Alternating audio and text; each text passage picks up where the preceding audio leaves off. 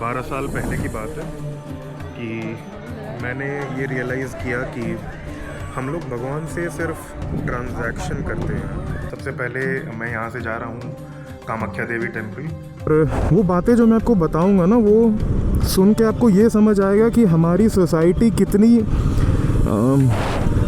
Disturbed society है actually.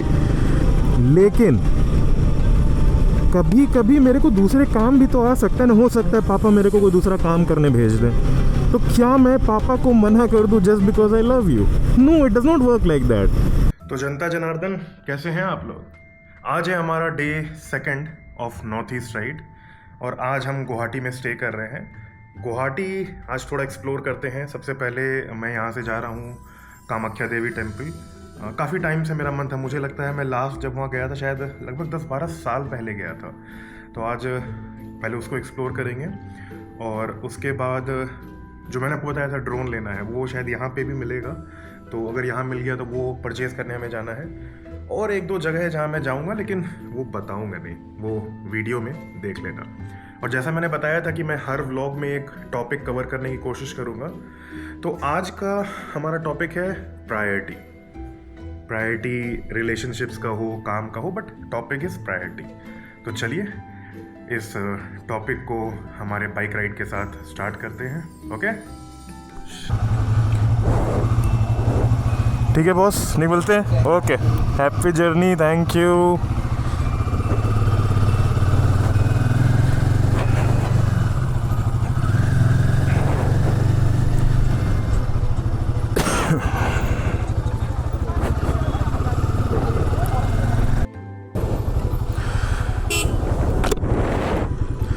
तो ये कुछ फेलो राइडर्स थे जिनके साथ ऐसे ही थोड़ी देर बातें कर ली। यार यही तो मतलब ट्रिप्स पे आने का फ़ायदा है ना, कि आपको लोग मिलते हैं बात करने के लिए। वही घिसा पिटा 1-2 आदमी आपके लाइफ का डिफ़ाइन नहीं करता कि आपको क्या बात करनी है, कहाँ घूमना है, क्या करना है। तो अब हम जा रहे हैं माँ कामाख्या टेम्पल। इस मंदिर की कुछ ख़ास बातें हैं जो मैं मंदिर पहुंच के ही आपको बताऊंगा, और वो बातें जो मैं आपको बताऊंगा ना, वो सुन के आपको ये समझ आएगा कि हमारी सोसाइटी कितनी डिस्टर्ब्ड सोसाइटी है एक्चुअली।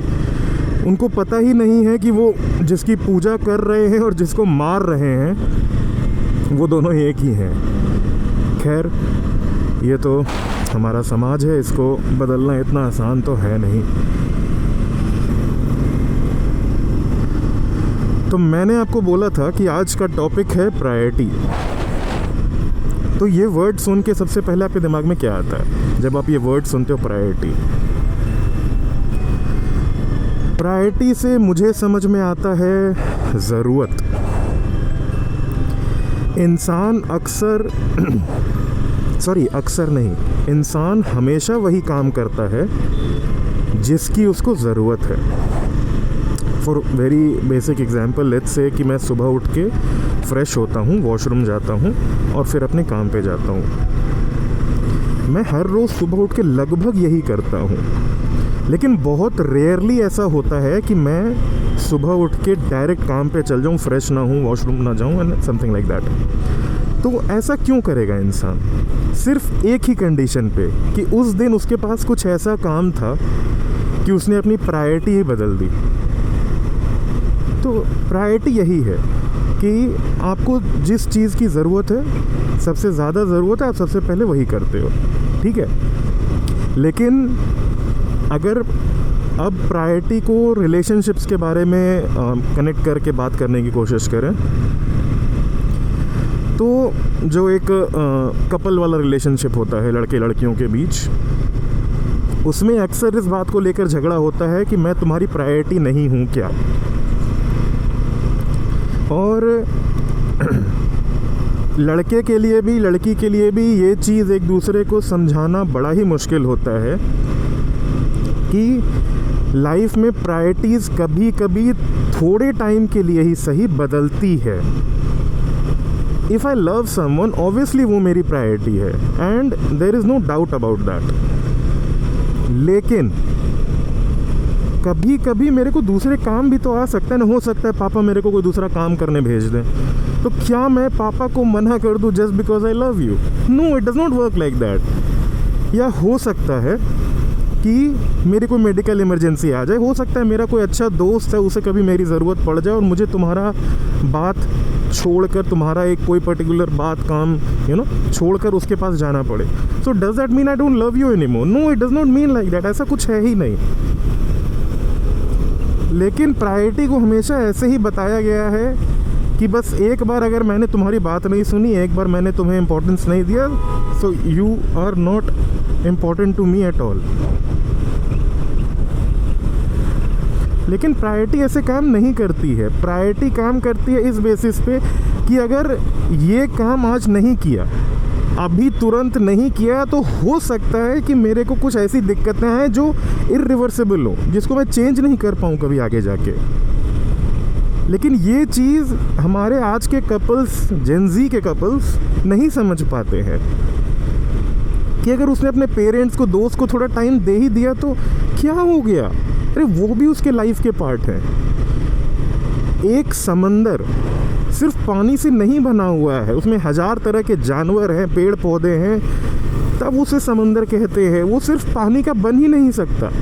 ठीक उसी तरह हमारी लाइफ है, वो सिर्फ पानी का नहीं है, वो सिर्फ दोस्तों का नहीं है, वो सिर्फ हमारे कपल पार्टनर्स का नहीं है, वो सिर्फ हमारे पेरेंट्स का नहीं है। Everything together constitutes our life. इतनी सिंपल सी बात क्यों नहीं समझ आती लोगों को? तो ये है बेसिक प्रायोरिटी का हमारा डेफिनेशन। और ऐसा नहीं है कि इस झगड़े से मैं नहीं गुजरा हूँ। मैंने भी अपने जब I was committed to someone, तो I have had these fights and I have tried explaining कि यार see I have other things to do in life. ऐसा नहीं है कि you make me do everything and I like keep on giving my time to you. I have other things to do. I have a business to run. I have a family to look after. I have friends to meet. So you cannot always blackmail me in the name of love and stuff. तो इस चीज़ को आज के generation को समझना पड़ेगा। लेकिन दिक्कत क्या है कि लोग आज के दिन जब लेट्स से कि I have a partner and who expected me to meet me at some time or something like that.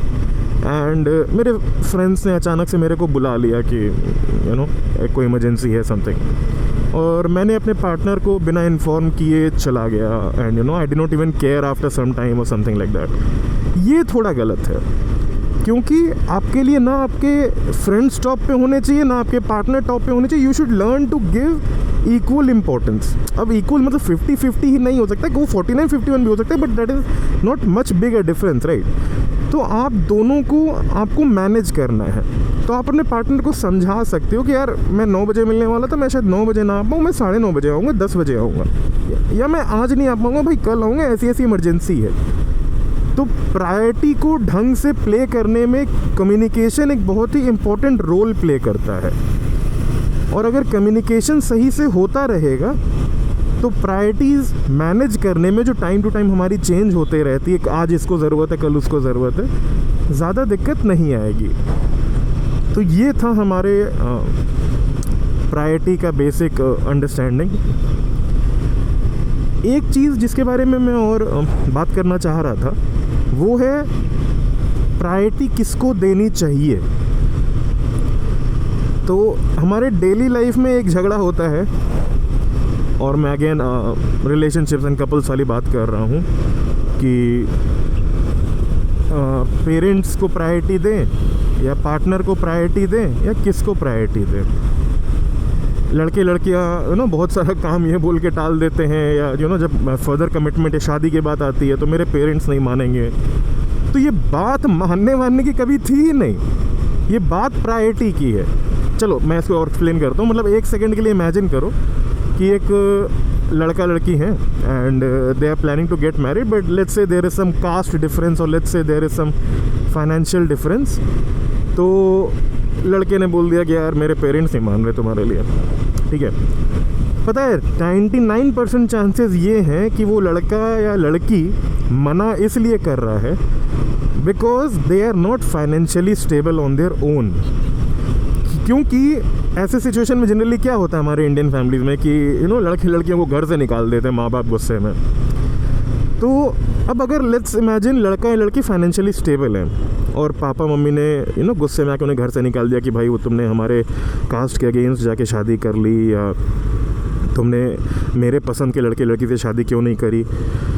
अब अगर लड़का और लड़की दोनों फाइनेंशियली स्टेबल होते तो आपको लगता है कि लड़के को ये डर होता? आपको क्या लगता है लड़के लड़की को इस बात का डर है कि मम्मी पापा मारेंगे? अरे इंसान है भाई, तुम अपने आप को बचा सकते हो।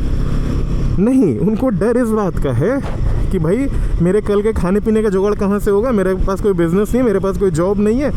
99% डर तो इस बात का होता है। उनको ये समाज उमाज का घंटा फर्क नहीं पड़ता कि उनको समाज से निकाल दिया जाएगा, उनको घर से निकाल दिया जाएगा, लोग एक्सेप्ट नहीं करेंगे। उनको कोई बात का डर नहीं होता। जो प्यार करते हैं उनको डर नहीं होता इस बात का।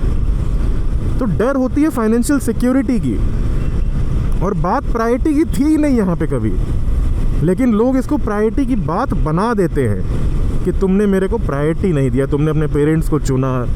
और क्यों चुना? बहुत ही बेसिक सा लेम सा रीज़न देंगे, भाई मेरे पेरेंट्स हैं, उन्होंने मेरे को बड़ा किया, मेरे लिए सेक्रीफाइस किया।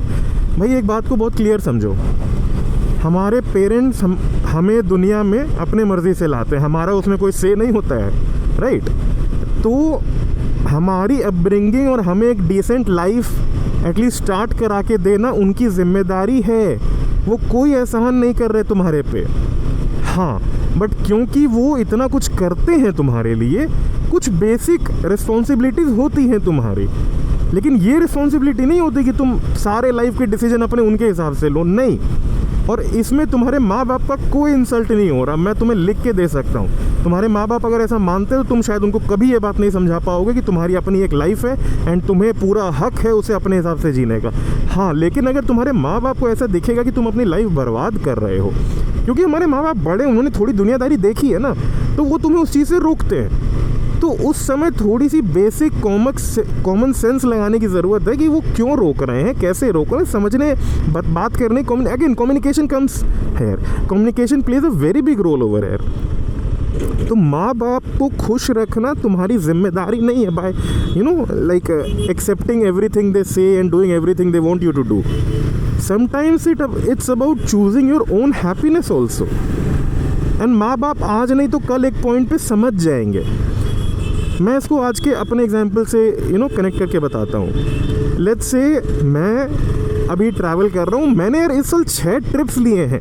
6 ट्रिप्स मतलब लेट्स से अगर 12 महीने का साल है ना, मैंने 12 महीने में लगभग कितने दिन रोड पे बिता दिए।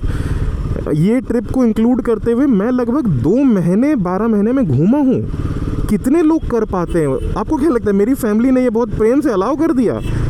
नहीं, उन्होंने कुछ ऐसा अलाउ नहीं किया है मेरे को। लेकिन मैं ये क्यों कर पा रहा हूँ? बिकॉज मैंने उनसे लड़ा सबसे पहले तो कि भाई मुझे घूमना है, ठीक है। अब जो हर फैमिली में परेशानी होती है कि भाई बिज़नेस कैसे संभलेगा, पापा अकेले कैसे संभालेंगे, पापा की तबीयत ख़राब है, तुम इतना अकेले घूम। मेरे से भी पूछे गए थे, मैंने उसके जवाब दिए हैं। मैंने उस सिस्टम के अगेंस्ट लड़ा है कि I understand that you are concern for me, it does not really matter कि आपका कंसर्न मेरे ग्रोथ का रुकावट बने। ये चीज़ बहुत बार मैंने समझाई है, बहुत बार वो समझे और बहुत बार नहीं भी समझे, लेकिन मैंने इससे अपने ट्रिप्स कैंसिल नहीं होने दिए। आप समझ रहे हो मैं क्या बोलना चाह रहा हूँ? आपको अपने पेरेंट्स को खुश रखना है after a certain point of time when they are not able to live on their own, लेकिन not at the cost of sacrificing everything you want to do. फिर सोचो ना, हर इंसान, मतलब मेरे माँ बाप ने मुझे टॉर्चर किया, मैं अपने बच्चों को टॉर्चर करूँ अपनी खुशी के नाम पे। ऐसी ज़िंदगी, ऐसी दुनिया हम बनाना चाहते हैं क्या? नहीं, हम ऐसी दुनिया नहीं बनाना चाहते हैं। तो बेटर ये होगा कि हम चीज़ों को सही से प्रायोरिटाइज़ करना सीखें। हम ये सीखें कि कैसे हम अपना सारा काम कर सकते हैं। ऑब्वियसली लाइफ में कुछ काम आप नहीं कर पाओगे, छूट जाएगा कोई ना कोई कारण से, लेकिन अगर आप प्रायोरिटाइज़ करना सीखो, प्लानिंग करना सीखो, कम्युनिकेशन करना सीखो, तो आप लाइफ की सारी खुशियाँ पा सकते हो। मैं वही कर रहा हूँ। मेरे को बहुत लेट से समझ में आया कि मैं अपने फैमिली के अगेंस्ट जाके उनको डिसरिस्पेक्ट नहीं दे रहा हूँ। मेरे को बहुत लेट से समझ में आया कि मेरे को अपने बारे में भी सोचना है। मतलब मेरा ऐसा था ना कि मेरे को लगता था कि मैं मम्मी पापा के अगेंस्ट कभी ना जाऊं, लेकिन ये चीज़ मेरे को बहुत लेट से समझ में आई कि उनसे अपने हक के लिए, अपनी खुशी के लिए झगड़ना बुरी चीज़ नहीं है। तो थोड़ा मोड़ा झगड़ा चलेगा, झगड़ लो थोड़ा, कोई फ़र्क नहीं पड़ता। वो थोड़ा सा अपसेट होंगे, लेकिन वो भी समझते हैं कि यार ठीक है, ये आज नहीं करेगा तो कब करेगा, बस वो बोलते नहीं हैं। तो थोड़ा सा झगड़ लो अपने माँ बाप से और कर लो अपने मन की, कोई फ़र्क नहीं पड़ता। हम पहुंच रहे हैं कामाख्या देवी के मंदिर, और जो इसका पुराना रास्ता है, एक्चुअली मैं उधर से घूम के आ रहा हूँ, वो रास्ता बंद कर दिया गया है गिवन द रीज़न कि वो रास्ता एक्चुअली काफ़ी एक स्टीप चढ़ाई पे था। तो वहाँ पे पिछले कुछ सालों में काफ़ी डेथ्स हुई हैं, एक्सीडेंट्स हुए हैं। तो किसी लोकल आदमी ने बताया कि वो रास्ता उसके कारण बंद कर दिया गया है, which is not a good thing to hear कि लोग दर्शन के लिए जा रहे हैं। और खैर, ऐसा माना जाता है कि सती माता, जो शिव भगवान की पहली धर्मपत्नी थी, उनकी योनि यानी इंग्लिश में वजाइना इसी जगह पे गिरी थी जब उन्होंने खुद की जान की कुर्बानी दी, जिसे आज हम माँ कामाख्या देवी टेम्पल नाम से जानते हैं और जो गुवाहाटी में है। ये मंदिर साल में 3 दिन बंद होता है, क्योंकि ऐसा माना जाता है सती माता उस समय मेंस्ट्रुएट करती है। इस मंदिर में तांत्रिक प्रैक्टिसेस भी किए जाते हैं, और यहाँ कोई आइडल यानी मूर्ति जैसे बाकी मंदिरों में होता है वो भी नहीं है। यहाँ एक गर्भगृह है जहाँ दिव्य शक्तियों का वास है, ऐसा भी यहाँ के लोग मानते हैं। लगभग 1 घंटा घूमने के बाद हमें ये पता चला कि मंदिर में एंट्री एक कूपन से होती है, जो early morning generally kind of दे दिया जाता है। तो हमारा दर्शन आज नहीं हो पाया, जो मेन गर्भगृह है वहाँ पे हमें एंट्री तो नहीं मिलेगी, एंड ऑलरेडी एक काफ़ी लंबा चौड़ा लाइन है, तो आज दर्शन नहीं है। आज से लगभग 12 साल पहले की बात है कि मैंने ये रियलाइज़ किया कि हम लोग भगवान से सिर्फ ट्रांजैक्शन करते हैं कि मेरा ये काम कर दो तो हम ये चढ़ा देंगे, हम वो दर्शन करने आ जाएंगे। तो उस टाइम मैंने डिसाइड किया था कि मैं भगवान से कभी कुछ मांगूंगा नहीं, और वो बात आज तक वैलिड है। तो भगवान के दर्शन दूर से हों पास से हों खास फ़र्क पड़ता नहीं है। मैंने मिला भगवान को थैंक यू बोला इस लाइफ के लिए, और निकल गए।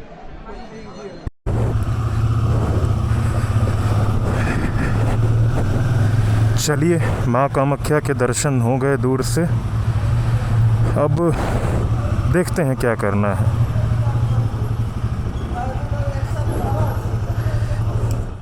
कितना हो भैया?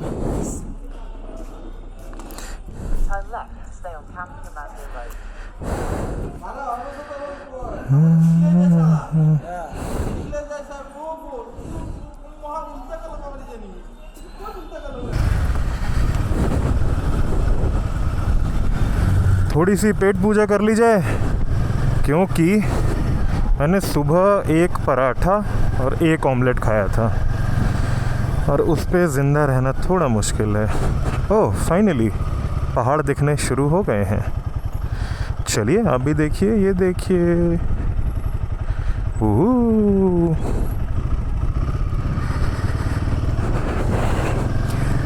पता है ट्रैवल का, और लाइक पर्टिकुलरली ऑन बाइक, जो सबसे अच्छा वन टाइम मोमेंट होता है ना, वो ये होता है कि जैसे ही आप पहाड़ी इलाके में घुसते हो और जो पहली हवा आपके शरीर पे लगती है, उसकी जो खुशी है भाई साहब, मेरे को लेकर ट्रैवल में और कोई चीज़ वो खुशी दे पाती होगी मुझे।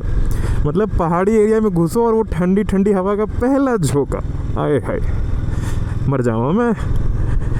तो उसकी बात ही अलग है बस।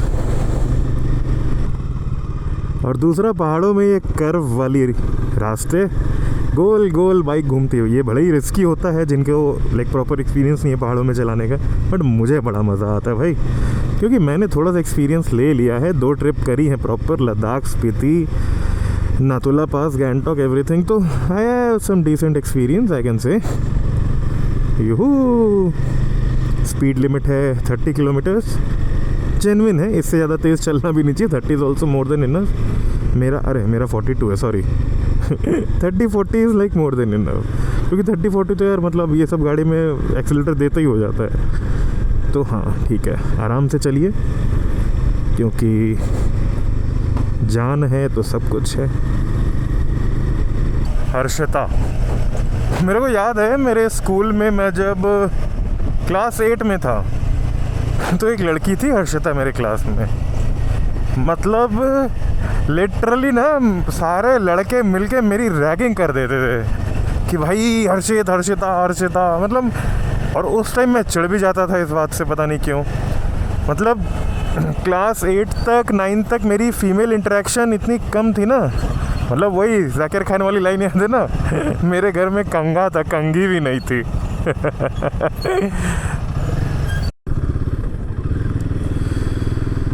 तो हुआ ऐसा है कि मैं जहाँ ड्रोन देखने गया था, मेरे को लगभग 1.5 घंटे वहाँ लग गए। लगने का रीज़न सिर्फ सिंपल सा ये है कि जो भाई थे जिनसे ड्रोन मैं देख रहा था, जिनके शॉप पे, वो इतने प्यार से मेरे सारे क्वेश्चंस आंसर कर रहे थे। मैंने इतने छोटे इतने सारे क्वेश्चंस किए, इतने बार किए ना, मतलब कि अच्छा से अच्छा आदमी इरिटेट हो जाए। लेकिन भाई ने सारे क्वेश्चंस मेरे आंसर किए, और मैंने एक्चुअली मैं उनको फिर लास्ट में थैंक यू बोला कि भाई आपने बहुत पेशेंटली मेरे को सब कुछ बताया, इतना टाइम दिया। तो जो पहला प्लान था DJI Neo का, विच कॉस्टेड अराउंड 45,000, वो प्लान कैंसिल हो गया है क्योंकि वो ड्रोन अभी उनके पास अवेलेबल नहीं है। अब मेरे को बिना ड्रोन लिए अपना ट्रिप कंप्लीट करना नहीं है।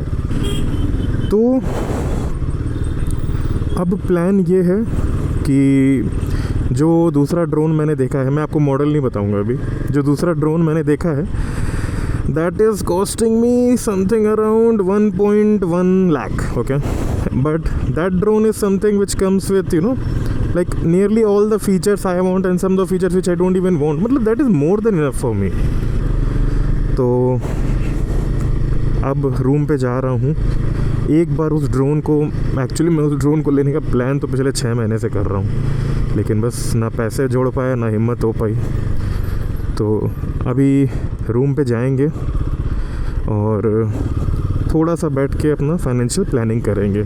और आज हमने और क्या नहीं किया, हमने आपको प्रायोरिटी पे शायरी नहीं सुनाई। प्रायोरिटी पे शायरी नहीं सुनाई, तो यार कुछ लिखने दो, थोड़ा सा वक्त दोगे? नहीं, मैं तुमसे वक्त मांगूंगा तो तुम भाग जाओगे, वीडियो स्किप कर दोगे। चलो रुको, कुछ लिखता हूँ, रुको कुछ लिखता हूँ।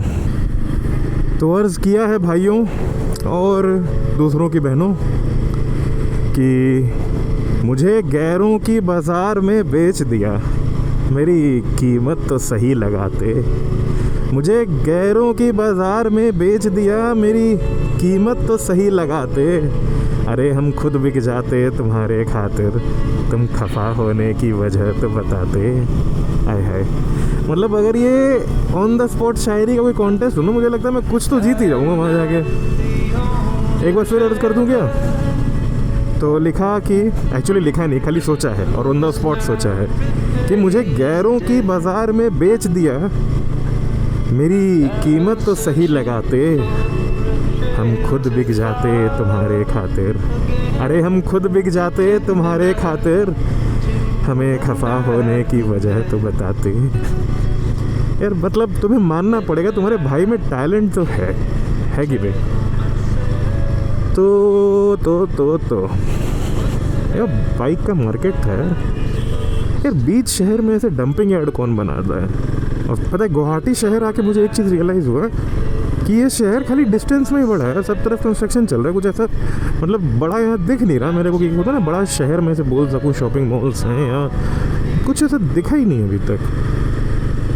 और रोड्स की हालत तो मतलब पूछो मत, मैक्सिमम रोड्स टूटे हुए हैं और कुछ समझ में ही नहीं आता कि भाई ये रोड शहर के अंदर ऐसे, तो पता नहीं बाहर कैसे ही होंगे।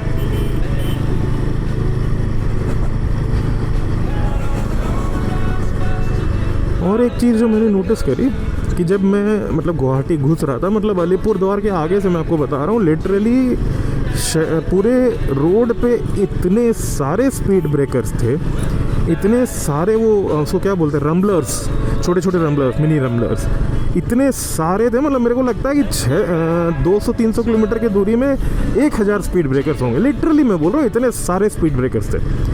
और सरप्राइजिंग बात ये है ना कि वो स्पीड ब्रेकर्स के अगल बगल लाइटें हैं ही नहीं। इससे ज़्यादा सरप्राइजिंग बात ये है कि कोई भी स्पीड ब्रेकर पेंटेड नहीं है। मतलब इट्स प्लेन रोड का जो कलर है, grey colour, something like that, वैसा कलर है। It's not black and white कि हमें दिख जाए दूर से वो थोड़ा सा।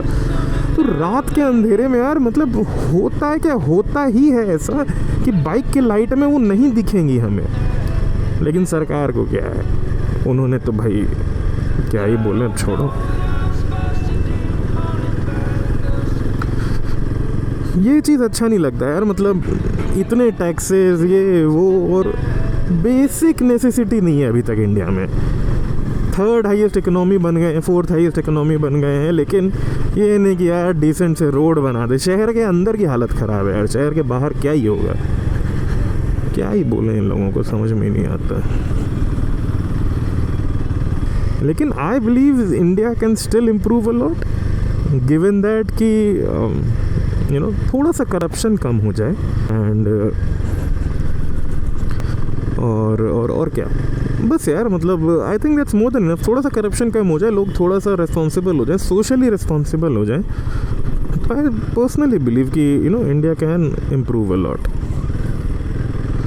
और फिलहाल मैं एक मेडिकल शॉप खोज रहा हूँ यार। मुझे ना गैस होने लग गई, आई डोंट नो व्हाई।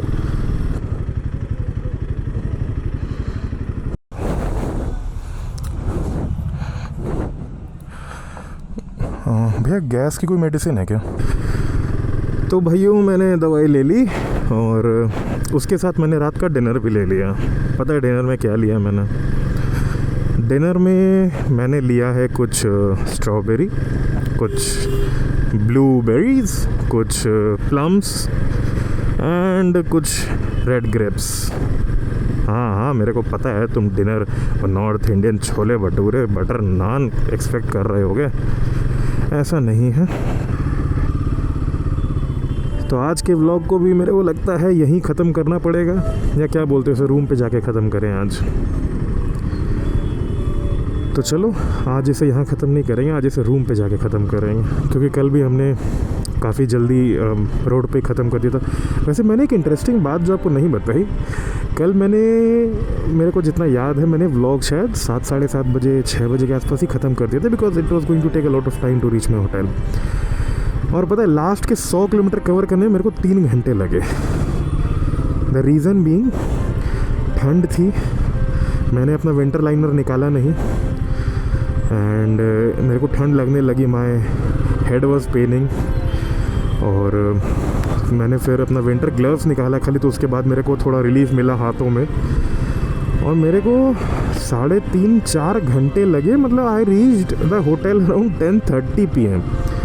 मतलब between the ride I was just wishing to God कि भाई किसी तरह मुझे आप होटल पहुंचा दो यार, ऐसा हो गया था। तो फाइनली भाई पहुंच गया हूँ अपने रूम पे। ज़्यादा काम नहीं है, अपना डिनर करना है और लोगों से उधार मांगना है अपने ड्रोन के लिए। उसके बाद आई गेस थोड़ा म्यूज़िक सुनूंगा। आपने देखा होगा लास्ट स्टोरी में मैं नाच रहा था अपने गाने पे इंस्टाग्राम पे। तो अगर इंस्टाग्राम पे फॉलो नहीं किया तो ये लिंक है, ये डिस्प्ले देखो। ज़्यादा फॉलोअर्स नहीं, बट अगर मन करे तो वहाँ पे भी आ जाओ और फिर हम लोग वहाँ पे भी जुड़ जाएंगे। ये था आज का हमारा छोटा सा व्लॉग। और कल का प्लान बस वही है कि ड्रोन लेना है और 1-2 पॉइंट हैं गुवाहाटी में जिसे मैं और एक्सप्लोर करूँगा और फिर आपको भी दिखाऊंगा ऑब्वियसली। वो करने के बाद हम लोग यहाँ से मोस्ट प्रोबेबली निकलेंगे मेघालय के लिए। मेघालय के वाटरफॉल्स देखने के लिए ना मैं मेरे से अब वेट नहीं हो रहा है। ड्रोन होगा, मैं होऊंगा और वाटरफॉल्स होंगे, भाई और क्या चाहिए मेरे को लाइफ में अभी। तो चलिए फिर आपसे मुलाकात होगी तीसरे व्लॉग में तीसरे टॉपिक के साथ, और देखते हैं तीसरा टॉपिक क्या होगा। अगर आपको कुछ मन है कि मैं कोई पर्टिकुलर टॉपिक को कवर करूं तो मेरे को कमेंट्स में बताओ, और तब तक मैं अपना डिनर कर रहा हूं।